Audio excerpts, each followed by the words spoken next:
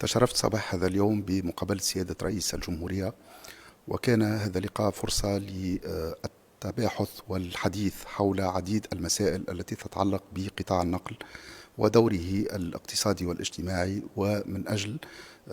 الدفع نحو إنجاز جميع المشاريع المعطلة فيه، وكيفية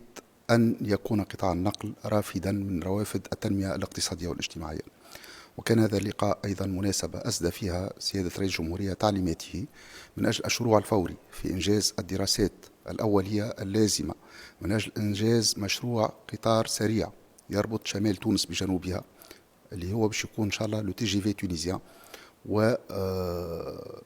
ويكون مشروع يعني من المشاريع الكبرى والتي ستساهم في تحقيق النقلة النوعية في نقل الأشخاص والبضائع من شمال البلاد إلى جنوبها، وربطها أيضا بأجوارها، وتحقيق الأهداف التي ينتظرها جميع مواطني عديد الجهات الداخلية التي لم يكن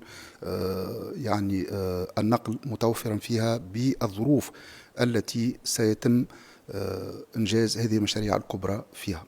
كان هذا اللقاء أيضا مناسبة حث فيها سيادة رئيس الجمهورية جميع مهني قطاع النقل من أجل مواصلة بذل الجهد من أجل أداء وظائفهم التي دائبوا على القيام بها، من أجل أن يساهموا كما يساهم عديد الفاعلين الآخرين في تنمية الاقتصاد الوطني وفي تحقيق النمو وتجاوز هذه المرحلة من تاريخ تونس. وشكرا.